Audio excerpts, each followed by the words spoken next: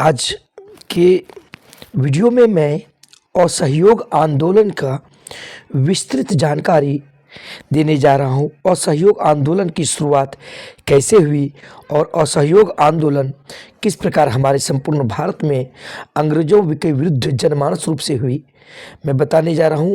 आप लोग सभी छात्र क्लास में ज्वाइन करें। सबसे पहले देखिए असहयोग आंदोलन। असहयोग आंदोलन 1920 ईस्वी में कांग्रेस ने कोलकाता के अपने विशिष्ट अधिवेशन में तथा नागपुर में 1920 ईस्वी के अंत में आयोजित अपने वार्षिक अधिवेशन में गांधी जी के नेतृत्व में सरकार के विरुद्ध की एक नई योजना स्वीकार की गई। समझे कि नहीं? यानी 1920 ईस्वी में कांग्रेस ने कोलकाता के अपने विशिष्ट अधिवेशन में तथा नागपुर के 1920 ईस्वी के अंत में जो आयोजित हुआ था वार्षिक अधिवेशन में गांधी जी के नेतृत्व में, और यह नेतृत्व जो है अंग्रेजों के विरुद्ध यानी सरकार के विरुद्ध संघर्ष की एक नई योजना स्वीकार की गई, जिसमें कि नागपुर अधिवेशन में देखिएगा, नागपुर अधिवेशन में लगभग 15,000 नागपुर अधिवेशन में लगभग 15,000 प्रतिनिधि यानी 15,000 भारतीय शामिल हुए। इस अधिवेशन में कांग्रेस के संविधान में संशोधन किया गया, अर्थात जो 1885 ईस्वी में जो कांग्रेस बना था भारतीय राष्ट्रीय कांग्रेस, उसके संविधान में संशोधन भी किया गया था। नागपुर अधिवेशन में कितने विद्यार्थी आदमी थे? 15,000 भारतीय थे।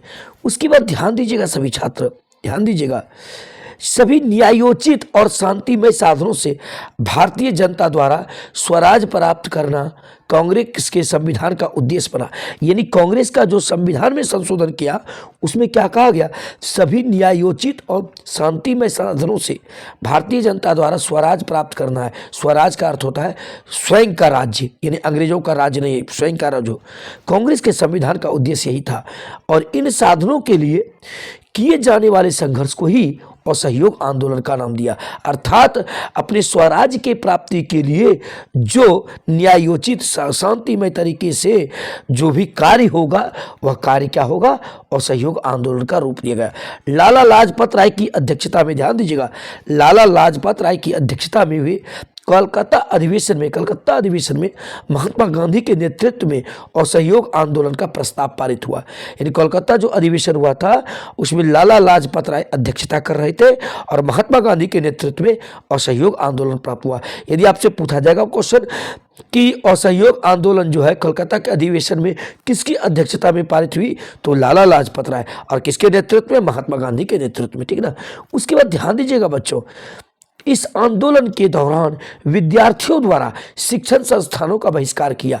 इसका मतलब क्या हुआ? असहयोग आंदोलन के समय जो अंग्रेज के द्वारा बनाया गया शिक्षण संस्थान विद्यालय था उसमें भारतीय छात्र पढ़ने के लिए नहीं जाने लगे, उसका बहिष्कार किया गया। 17 नवंबर 1921 को प्रिंस ऑफ वेल्स के भारत आगमन पर, यानी 17 नवंबर 1921 ईस्वी को प्रिंस ऑफ वेल्स भारत आए थे, समझे कि ना, भारत उनका आगमन हुआ था। तो संपूर्ण भारत में उस दिन क्या किया था? सार्वजनिक रूप से हड़ताल का आयोजन किया गया भारतीयों के द्वारा। बोला हड़ताल करेंगे, इसका बहिष्कार करेंगे, इसको नहीं आने दो। और इस आंदोलन का लक्ष्य था पंजाब और तुर्की के साथ हो रहे अन्याय को खत्म करना। पंजाब में भी हो रहा था अत्याचार, और तुर्की में मुसलमानों के साथ जो है, जो खलीफा शब्द था वो खलीफा पर अत्याचार करते थे, वही कहा गया है पंजाब और तुर्की के साथ हो रहे अन्याय को खत्म करना और स्वराज प्राप्त करना था। प्रिंस ऑफ वेल्स जो 17 नवंबर 1921 ईस्वी को आए थे उसका बहिष्कार इसलिए हुआ कि पंजाब और तुर्की के साथ हो रहे अन्याय को खत्म करना और स्वराज प्राप्त करना। इसका प्रारंभ ब्रिटिश सरकार द्वारा दी गई, समझे कि ना। यानी इसका जो असहयोग आंदोलन का शुरुआत हुआ इसका प्रारंभ ब्रिटिश सरकार द्वारा दी गई सर जैसी पदवियों को त्यागने लगा। जैसे भारत का कोई विशिष्ट नागरिक होता था उसको सर की उपाधि दिया जाता था, तो इसका जो बहिष्कार हुआ, समझे कि ना, ब्रिटिश सरकार जो है भारतीयों को सर की उपाधि दिया जाता था, देते थे, तो सर की उपाधि को लौटाने लगे थे, त्याग करने लगे थे। महात्मा गांधी ने 1920 ईस्वी में जो अपनी केसर ए हिंद की उपाधि दी थी उसे लौटा दिया। अंग्रेजों को बोला कि हम नहीं लेंगे, समझे कि नहीं।